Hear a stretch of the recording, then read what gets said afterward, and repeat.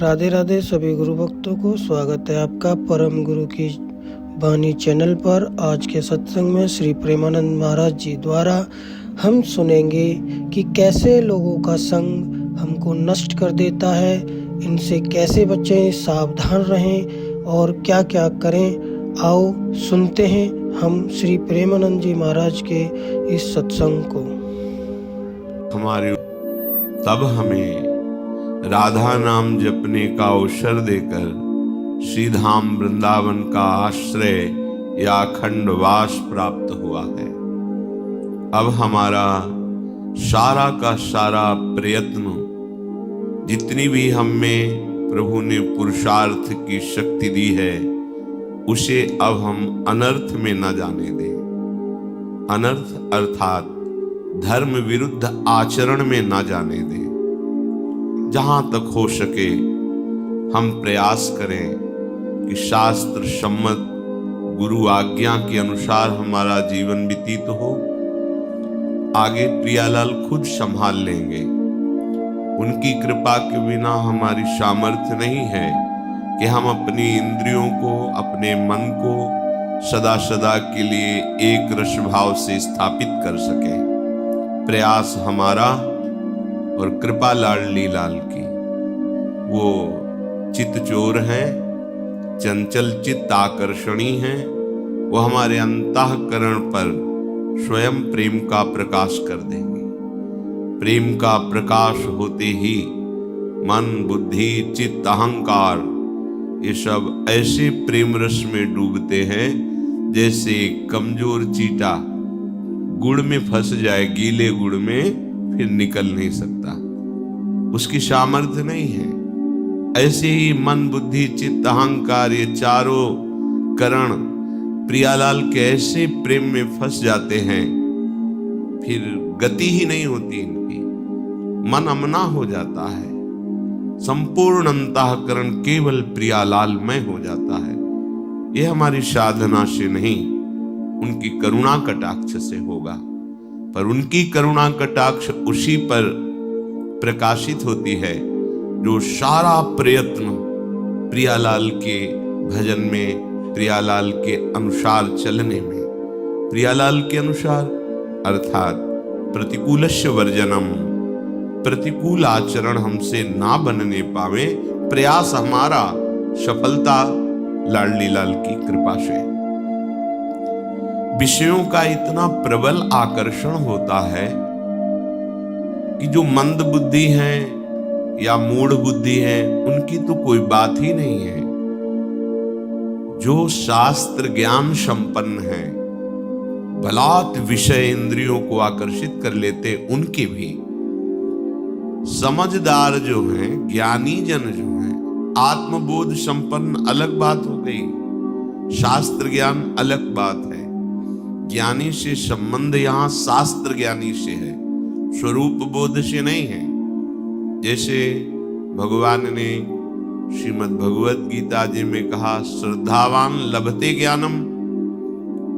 अब ये बोध संपन्न ज्ञान नहीं है, अभी उसे मार्ग का ज्ञान हुआ। अब वो अपनी इंद्रियों पर शासन करके जितेंद्रिय हुआ। श्रद्धावान लभते ज्ञानम तत्परा संहितेन्द्रिया। अब जब जितेंद्रिय हुआ, अब जो बोध हुआ उसे आत्मबोध कहते हैं। यही परम शांति का स्वरूप है। श्रद्धावान लभते ज्ञानम तत्परा संहितेन्द्रिया ज्ञानम लब्ध्वा पराम शांति मचिरेणादि गच्छति। अब जो ज्ञान प्राप्त हुआ वो स्वरूप बोध है। स्वरूप बोध जिसको हो गया है तो वहां कोई गुंजाइश ही नहीं है, न विषय की, न इंद्रियों की, न मन की। नहीं स्वात्मारामम विषय मृग तृष्णाम भ्रमयति। आत्मबोध प्राप्त हुए महापुरुष के हृदय में किंचित मात्र कभी कोई भी यहां से लेकर ब्रह्मलोक तक का भोग वैभव आकर्षण ही नहीं पैदा कर सकता। ये बोध संपन्न महापुरुष की स्थिति होती है। नहीं स्वात्मारामम विषय मृग तृष्णाम भ्रमयति। आत्माराम पुरुष कभी विषय मृग तृष्णा में भ्रमित नहीं होता। पर यहां जो ज्ञान का शब्द है वो शास्त्र ज्ञानी का है, अभी बोध नहीं हुआ है। तो कह रहे हृते बुद्धिमानोपि नरो हारिभिरिंद्रियैः। जो शास्त्र सिद्धांत को जानते हैं, जिन्हें शास्त्रों का ज्ञान है, उनकी भी इंद्रियों को विषय खींच लेते हैं। इतने बलवान विषय हैं। जहां इंद्रियां विषयों की तरफ आकर्षित हुई तो इंद्रियां इतनी बलवान हो जाती है कि मन को खींच लेती है। और जहां मन इंद्रियों के साथ भोग में विचरण करता है, वहां बुद्धि भ्रष्ट हो जाती है। भ्रष्ट माने अपने सतमार्ग से गिर जाती है। इसलिए विचार शक्ति को प्रबल रखो। ऋषिजन महाराज युधिष्ठिर को समझा रहे हैं, विचार शक्ति को प्रबल रखो। ये विचार विवेक से होता है और विवेक साधु संग से होता है। जिसको सत्संग के द्वारा विवेक प्राप्त हो गया, वो विचार करता है कि जिन भोगों के लिए हम लालायित हो रहे हैं, उन भोगों को कोई बहुतायत में भोग रहा है, पर वो भी अशांत है, उसकी भी और भोग भोगने की तृष्णा है। इसका तात्पर्य सुख नहीं है। अगर सुख होता तो हृदय कृतकृत्यता का अनुभव करता कि जिस भोग को हमने चाहा उसे भोगा, तो अब कछु नाथ न चाही मोरे। अब नहीं, भोग लिया, देख लिया, बड़ा सुख है, लेकिन आज तक कभी किसी को ऐसा अनुभव नहीं हुआ। बस बार बार भोगने की इच्छा, नवीन भोग भोगने की इच्छा, ये विचार लुप्त हो गया। यहां कहते हैं विमूढ़ संज्ञो, मूढ़ता उसके हृदय में जागृत हो जाती। जो शास्त्र ज्ञानी साधारण पुरुषों की बात नहीं कह रहे, ज्ञानी नाम अपि चेतांश देवी भगवती ही सा बलादा कृष्ण मोहाय महामाया प्रेक्षति। इसी की टीका गोस्वामी श्री तुलसीदास जी कहते हैं, जो ज्ञानिन कर चित अपहरई बरियाई विमोह बस करे। विमोह माने मूढ़ता। विमूढ़ संज्ञो दुष्टास्वई रुद्भ्रांतैरिव सारथी। वो ऐसी दुष्ट इंद्रियां हो जाती हैं कि जैसे कोई ड्राइवर नशे में हो जाए और मार्ग भूल जाए तो चला जा रहा है, कहां मुठभेड़ हो जाए, कहां गड्ढे में गिरा दे, ऐसी बुद्धि मंद हो जाती है, भ्रष्ट हो जाती है। अब उसको यही लगने लगता है कि ये तो कहने वाली बात है कि भजन में सुख है, आराधना में सुख है, सुख तो भोगों में ही है, ऐसी विमूढ़ता छा जाती है। इसलिए जो ज्ञानी पुरुष जनेन्द्री और रसेंद्री के भोगों में लगे हुए हैं, बहुत ध्यान देने योग्य बात कह रहे हैं। शिष्णोदर कृते प्राज्ञः करोति विगशम बहु मोह राग वशाक्रांत इंद्रियार्थ वशानुगाह। जिनका केवल एक ही लक्ष्य है, अच्छा अच्छा भोजन मिले और काम भोग करने की लालसा प्रबल करके उसी का चिंतन, उसी को भोगने में सुख का अनुभव, वो अज्ञानी पुरुष है। वो परमार्थ में नहीं है, वो रागी पुरुष है। विषयों का चिंतन और विषयों की क्रिया करना, विषय सामग्री को एकत्रित करके भोग भावना में रहना, विचार शक्ति नष्ट हो गई। अर्थात जो मनुष्य जीवन की दुर्लभता भगवत प्राप्ति के लिए कही गई, वो निकृष्ट भाव को प्राप्त हो गई। तिनते खर सूकर श्वान भले, जड़ता बस जे न कहें कछुए। उनसे सुअर कुत्ता गधा अच्छे। क्यों अच्छे? क्योंकि अपने कर्मों का भोग भोग कर ऊपर उठ रहे हैं, और हम मनुष्य शरीर में ऐसे आचरण कर रहे हैं कि अब हमें बहुत नीचे गिरना पड़ेगा।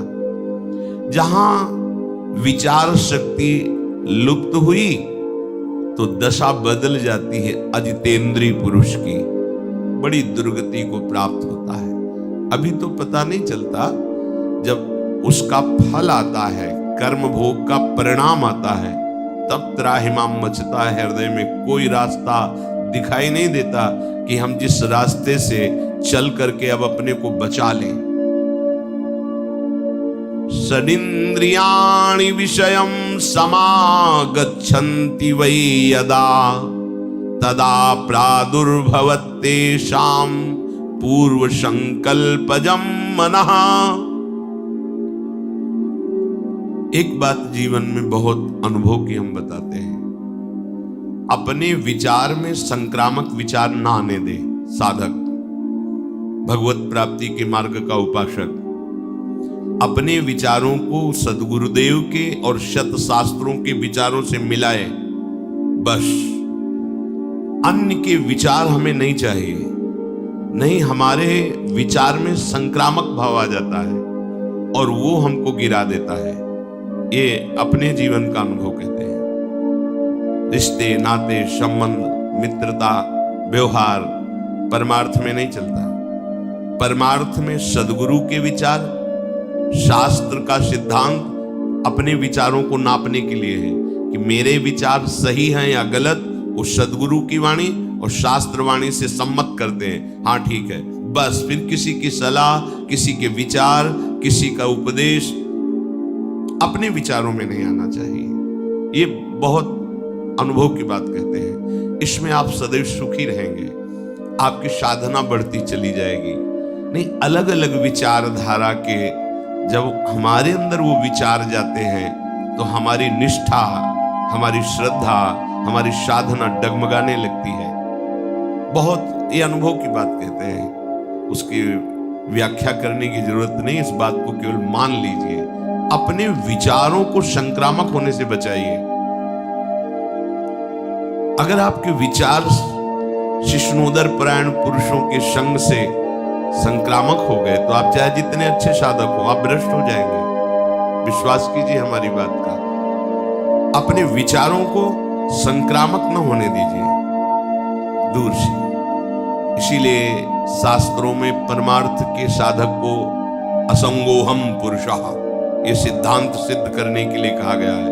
असंगोहम पुरुषः, बाहर से असंग और स्थूल शरीर, सूक्ष्म शरीर और कारण शरीर, तीनों से असंग, अर्थात स्वभाव, अंतःकरण और शरीर की चेष्टाएं सब मायाकृत है, अपने स्वरूप में स्थित। ना कोई स्त्री है, ना कोई पुरुष है, ना कोई मूढ़ है, ना कोई ज्ञानी है। एक ही परम तत्व सब रूपों में भास रहा है। बस बैठ जाओ चुपचाप अंतर में और इसकी सिद्धि कर लो। संक्रामक भाव नहीं। जाति पाति कुल कर्म धर्म व्रत संस्कृति हेतु, सेवक जी महाराज कह रहे अविद्यानाशी। अब जो ही कहा करें हम सोई, आयुष लिए चले निज दासी। ये जितना प्रपंच है ये माया अविद्या के द्वारा रचा हुआ है। उत्तम अधम ये वो, हम चले हैं अविद्या का नाश करके परमात्मा बोध करने के लिए। प्रेम तभी प्रकट होता है जब आत्मस्वरूप का बोध हो जाता है। ये बात ध्यान रखना।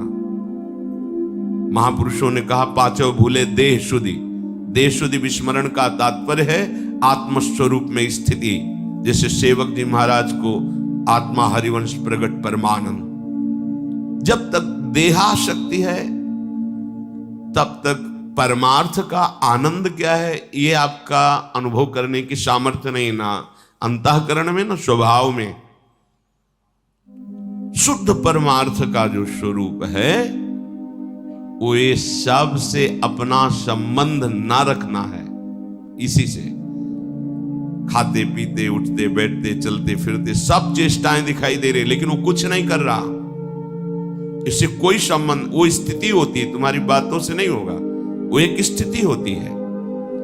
यहां जो उपदेश दिया जा रहा है उसका भाव आंतरिक है कि जिन्होंने केवल इंद्रियों के भोगों को ही सुख माना है, ऐसे लोगों से संभाषण, ऐसे लोगों की सलाह, ऐसे लोगों के साथ उठना बैठना आपके विचारों में संक्रामक भाव पैदा कर देगा। जो आपने दृढ़ निश्चय किया है भगवत प्राप्ति का, उसमें बाधा पहुंच जाएगी। महापुरुषों ने तो इतना कहा सर्प का संग कर लेना ठीक है, लेकिन विषयी पुरुष का नहीं। गोस्वामी तुलसीदास जी ने तो कहा बरुभल बास नरक कर दाता, दुष्ट संग जनि देव विधाता। नरक का बास अच्छा है लेकिन विषयी पुरुष का संग अच्छा नहीं। बहुत सूक्ष्म विषय है। नरक के बाद से हमारे पाप नष्ट होते हैं, लेकिन विषयी पुरुष के संग से पाप प्रवृत्ति बढ़ती है। सांप काटेगा तो उसके विष की औषधि भी है, या बहुत एक शरीर नष्ट होगा, लेकिन विषयों के संस्कार हजारों जन्मों तक हमें जलाते रहेंगे, जैसे अभी जला रहे हैं पीछे किए हुए विषय सेवन से। जब मन और पांचों ज्ञानेंद्रियां ये विषय भोग में प्रवृत्त हो जाती हैं, उस समय प्राणी के हृदय में भोगों का संकल्प दृढ़ होता है। संकल्प वासना प्रकट करती है, वासना से विचलित हो उठता है और वो बार बार भोगों में ही सुख ढूंढता है। यही समस्या है, यही बंधन है, यही माया है।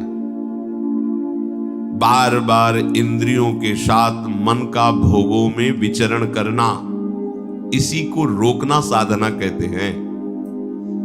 मन जिस एक इंद्री के साथ जिस विषय का सेवन करता है, उसी में उसको उत्सुकता प्राप्त होती है, उत्साह प्राप्त होता है।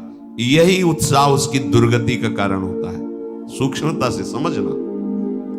प्रार्थना है आप सबसे कि हम लोग किसी भी इंद्री के विषय को उत्साह पूर्वक ना भोगे, शास्त्र सम्मत भी। जैसे आपको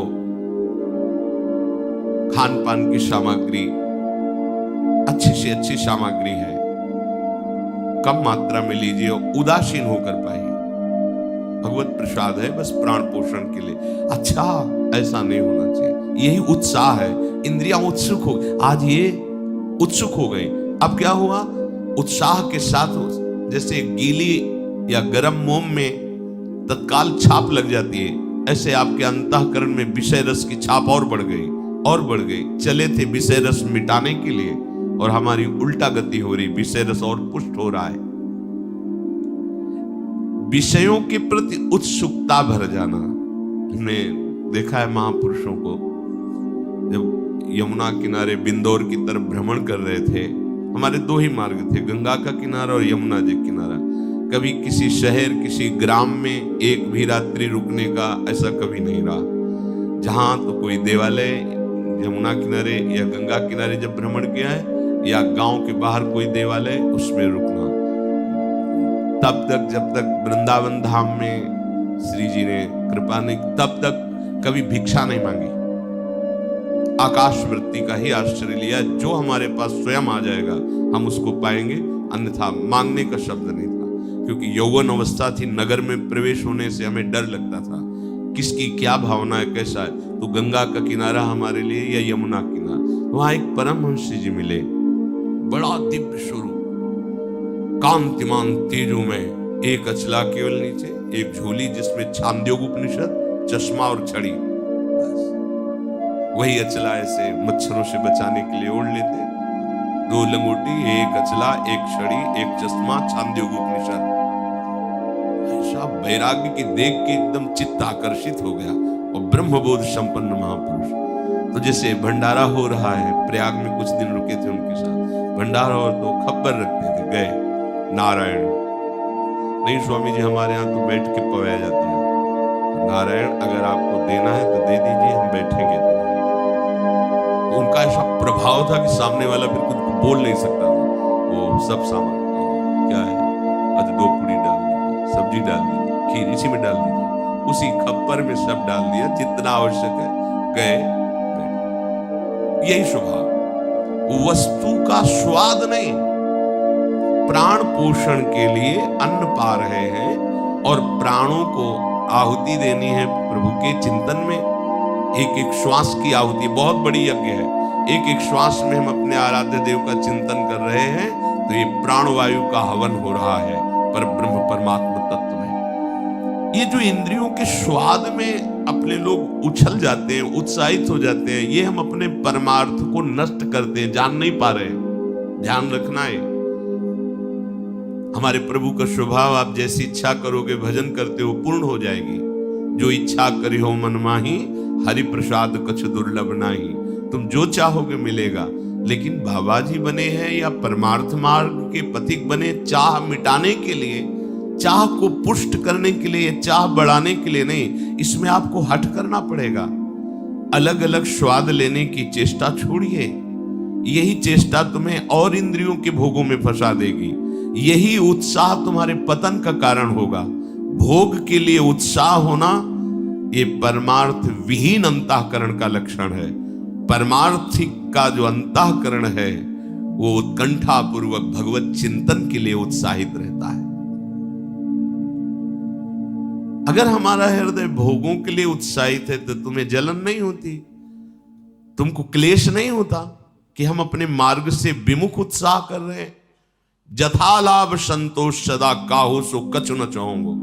कोई कच्चा पक्का ये वो कोई मतलब नहीं।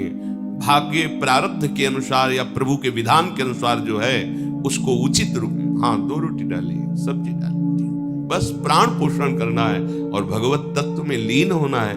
खा पी के खूब भोगों को थोड़ी भोगना है। और गृहस्थ धर्म में भी आवश्यकता अनुसार भोगों के सेवन का आदेश है। अगर आवश्यकता से विपरीत चेष्टा करोगे आहार विहार की, तो विपरीत चेष्टा फिर आपकी अन्य इंद्रियों की होगी, वो अधर्म हो जाएगा। चाहे जो कोई हो, अध्यात्म सुख लेना है तो इंद्रियों के भोगों में उत्साह न रखते हुए केवल प्राण पोषण या भगवत आज्ञा का पालन करने के लिए, चाहे वो गृहस्थ हो या विरक्त हो, जैसा शास्त्र सिद्धांत है उसके अनुसार चले।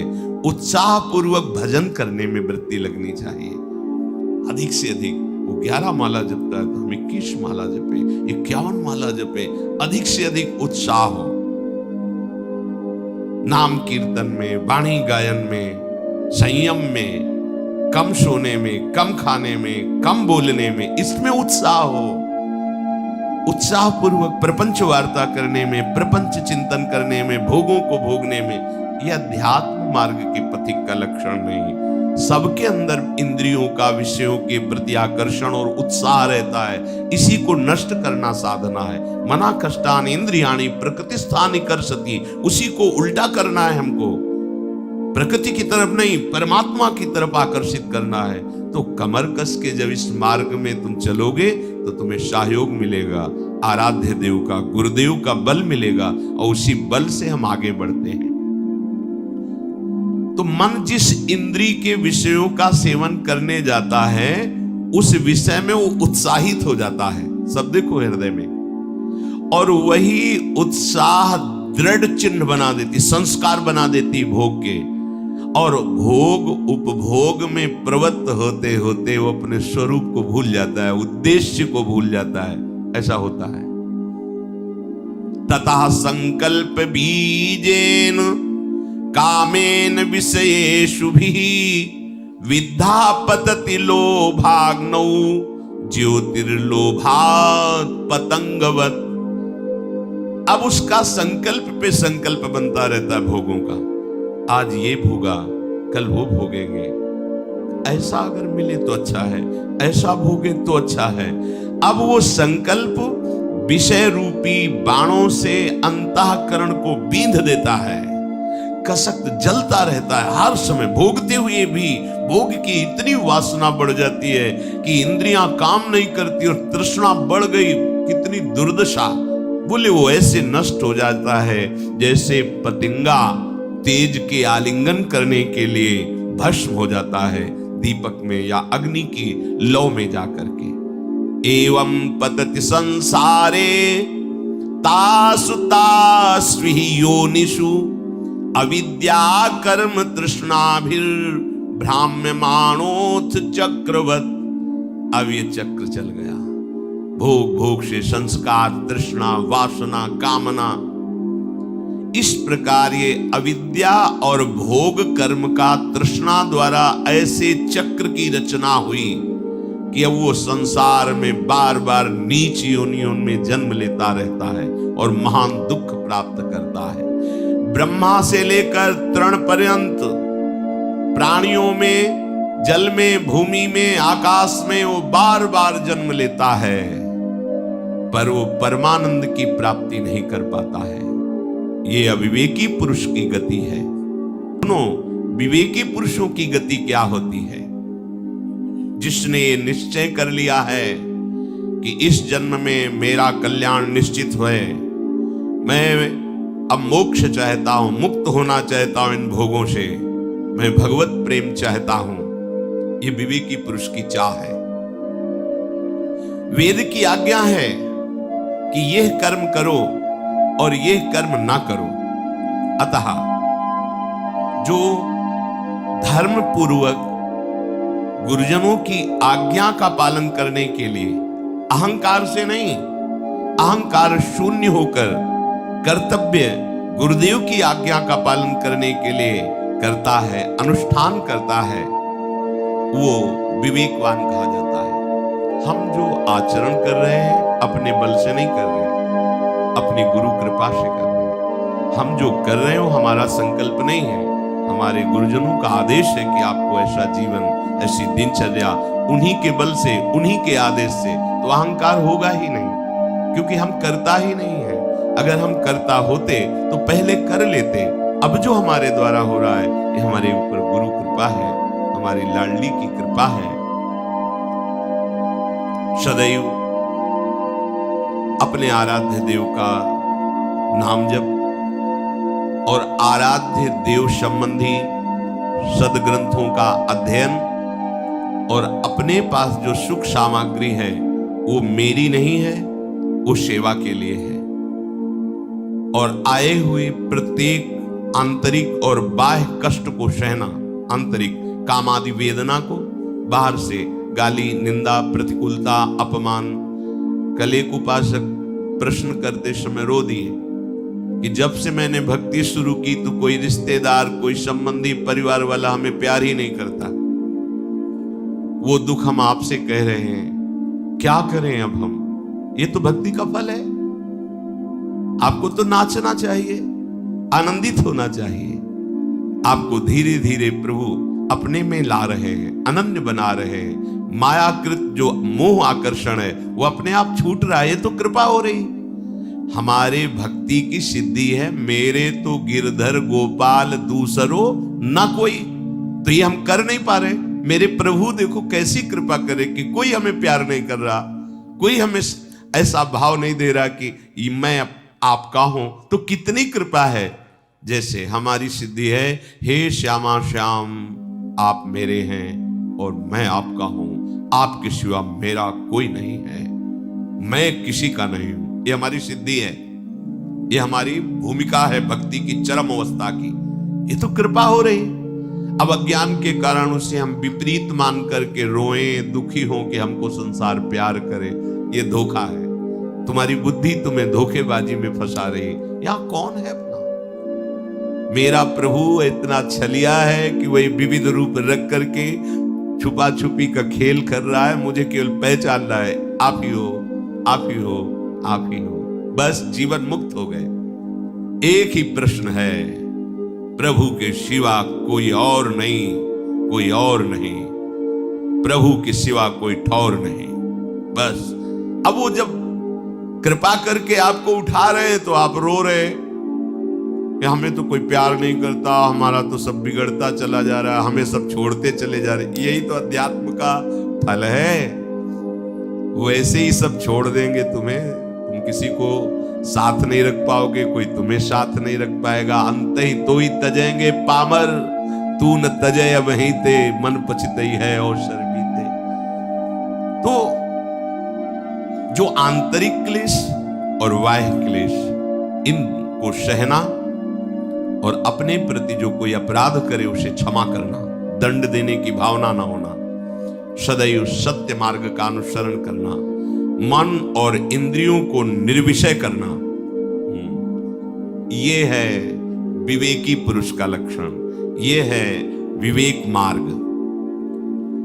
जो निष्काम भाव से ऐसा अनुष्ठान करे तो बहुत जल्दी उसको मोक्ष पदवी प्राप्त हो जाए, भगवत साक्षात्कार हो जाए। यदि सकाम भाव से करे तो सारी कामनाओं की पूर्ति हो जाए, फिर भी निष्कामता आएगी, क्योंकि भागवतिक मार्ग है। अगर इन्हीं कर्तव्यों का अभिमान युक्त पालन किया जाए तो पतन होने की संभावना है। पूर्णतया तुम्हारा कोई संकल्प नहीं होना चाहिए। संकल्प आराध्य देव गुरुदेव का, कर्तव्य रूप में जो मैं उपदेश मिला है उन्हीं के बल से पालन कर रहे हैं। बस ये बात समझोगे तो कभी अहंकार नहीं आएगा। चाहे सत संकल्प हो चाहे असत संकल्प हो, संकल्पों का करना ही बंधन कारक है। सत असत दोनों संकल्पों को शांत हो जाना। संकल्प रहित हृदय ही जीवन मुक्त महापुरुष है। कोई ना सत संकल्प है ना असत संकल्प है। जो शत है उसका संकल्प क्या, वो तो शत है ही। पूर्णतया संकल्पों का शांत हो जाना, इंद्रियों का भली प्रकार से वश में कर लेना, कभी भी किसी को कष्ट ना देने की भावना होना, सदैव गुरु की सेवा और आज्ञा में संलग्न रहना, साधन उपयोगी ही आहार करना, साधना में बाधा ना पहुंच जाए। एक खुद के अनुभव की बात है। जब सात्विक भोजन दाल रोटी पाई जाती है और इतना नहीं अधिक मात्रा में कि वो हमें प्रमाद में लगा दे तो भजन अच्छा होता है। और जब बहुत अच्छे अच्छे जो पदार्थ कहे गए वो पाए गए हैं तो देखा गया है कि बुद्धि भजन में कम लगती है और नाना प्रकार की प्रापंचिक वृत्तियां जागृत होती हैं। एकाग्रता पूर्वक देखा अंतःकरण में कि जब जिनको अच्छे पदार्थ कहते हैं वो जब खाए जाते हैं तो बुद्धि रजोगुणात्मक होकर प्रापंचिक चिंतन में उत्साह बढ़ाती है। और जब सात्विक भोजन कम आहार किया जाता है तो भजन में निरंतर वृत्ति लगने का उत्साह बढ़ता है। इसीलिए यहां आदेश कर रहे हैं, कह रहे हैं यथा योग्य साधनोपयोगी आहार करना। कोई भी कुछ भी हो, संतोष से हमने सुना है, जैसे आपको पकवान या अच्छे पदार्थ बने हुए आप कम मात्रा में लीजिए, जितना रोज लेते हैं उससे भी कम मात्रा में, तो आपके अंदर कोई विकार नहीं होगा और प्राण पोषण हो गया।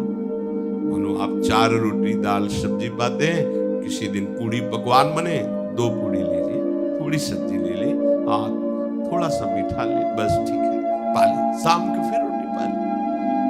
अब दूसरे भाव में अगर हम पहुंचे तो पहले दिन तो 4 रोटी दाल पाते हैं, लेकिन जिस दिन अच्छे अच्छे पदार्थ तो यहां तक पा लिए। अब सारी की सारी ऊर्जा शक्ति पचाने में लगी हुई है। अब कब्ज हो गई है, गैस बन रही, भजन होगा भैया। पा के करोगे क्या, मलाई तो बनाओगे। और आप तो निर्मल सच्चिदानंद स्वरूप में स्थित होने के लिए निकले। बहुत सावधान। ये बार बार हम इसलिए करें कि यही हम फंस जाते हैं, खा खा के मर गए, अमरत्व को नहीं प्राप्त हुए। अगर उचित आहार और भजन करोगे तो अविनाशी स्वरूप हो, ये तुम्हें अनुभव में हो जाएगा, मरने का भय चला जाएगा। और आपसे अनुभव की बात कहते हैं कि कम आहार अधिक भजन तो बहुत बल देखा है। अध्यात्म बल, एकदम ऊर्जा शक्ति, कभी ऐसा किसी दिन महसूस नहीं हुआ कि आज उपवास किए इसलिए, ऐसा कभी नहीं हुआ। क्योंकि ब्रह्मचर्य, अध्यात्म बल, एक अद्भुत ऊर्जा शक्ति। और जब डकार लेने की भी जगह नहीं रह गई है, पड़े रहो, इधर उधर टहलो, मानसिक चिंतन खराब हो। साधनोपयोगी उचित आहार और शास्त्रों का अध्ययन विचार पूर्वक, जो शास्त्र स्वाध्याय कर रहे, और भगवत समर्पण, देह, अंतःकरण, स्वभाव, सर्वस्व भगवत समर्पण, वो कल्याण को प्राप्त होता नहीं, वो कल्याण को प्राप्त हो गया है जिसका ऐसा जीवन है। पूरे संसार को जीतना होता है साधक को। एवं कर्माणि कुर्वन्ति संसार विजिगीषवः राग द्वेष विनिर्मुक्ता ऐश्वर्यम देवता गताः। जो बुद्धिमान साधक, संसार को जीतने का मतलब क्या होता है? संसार को जीतने का मतलब आप हमसे मिले लेकिन आपका चिंतन नहीं होगा, आपका ध्यान नहीं आएगा। हजारों मिलो, व्यवहार होगा आपसे, बात करेंगे, प्रणाम नमस्कार उत्तर देंगे, लेकिन आपसे हटते ही अपने स्वरूप में स्थित।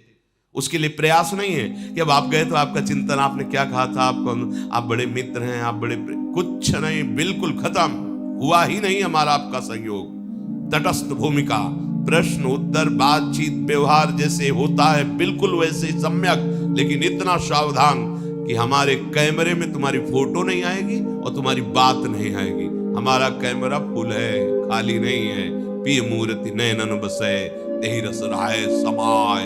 ये लक्षण सुन प्रेम के और न कछु सुहाय, और न कछु सुहाय फिरे अपने मद मातो। कुटुम देहते जाय छूट सब ही विधि नातो। नहीं तो स्वभाव है अंतःकरण का, आप देख लेना, आप जिससे मिलोगे उसकी बार बार स्मृति, उसका रूप, उसकी बात या तो द्वेषात्मक या तो रागात्मक। और बहुत अच्छा, बहुत बुरा आदमी, हमने क्या बिगाड़ा था, उसने ऐसा क्यों कहा, बार बार चिंतन। ये नहीं होता, ये अच्छे उपासकों में नहीं होता। विवेक रूपी कैंची साथ रखी जाती है, बात किया वहीं काट दिया, उसका चिंतन नहीं। अगर कुछ 1 मिनट, 1.5 मिनट, 2 मिनट तो आप कमजोर साधक हो, और घंटों तो आप समझो कैसे साधक हो, और सालों। उसने हमको ये कहा था, संसारी पुरुष होता जीवन भर याद रखता है, तो इसने हमको गाली दी थी, फंसेगा कभी। ये सब परमार्थ का पथिक, संसार को इसे जीतना कहते हैं। विषय मिला, आज बहुत अच्छा था, वो चटनी बहुत अच्छी थी, वो समोसा बहुत, वो चीज नहीं, प्रभु के विधान के अनुसार जो मिला उसको उदासीन होके पास, उसकी कभी चर्चा नहीं, उसकी कभी स्मृति नहीं। अगर चर्चा और स्मृति है तो उसने तुम्हें जीत लिया, राग पूर्वक या द्वेष पूर्वक। बहुत कड़वी सब्जी थी, खीर तो बढ़िया थी, कोई रागात्मक अनुकूलता, ये साधक का जीवन नहीं, ध्यान रखना। दोनों एक में मिला दी, खीर और सब्जी। राधा वल्लभ श्री हरिवंश, जितना उधर में उसका चिंतन, मन कहेगा अरे चुप, अलग स्वाद ले, मखनी दाल का अलग, उसका अलग, अलग अलग, मिलने न पावे। हाँ, और यहां से अलग अलग कर पाओगे? यहीं सब जाकर के एक ही में जाना है, ये केवल फसाव है, फसाव। राधा वल्लभ श्री हरिवंश, बस ध्यान रखो, ये छोटी बात नहीं है, यही छोटी बात बड़ी बात कर देती है, यही छोटी बात हमको बड़ी गलतियों में पहुंचा देती है। पूरे संसार को जीतना है उपासक को, पूरे संसार को यही जीतना है।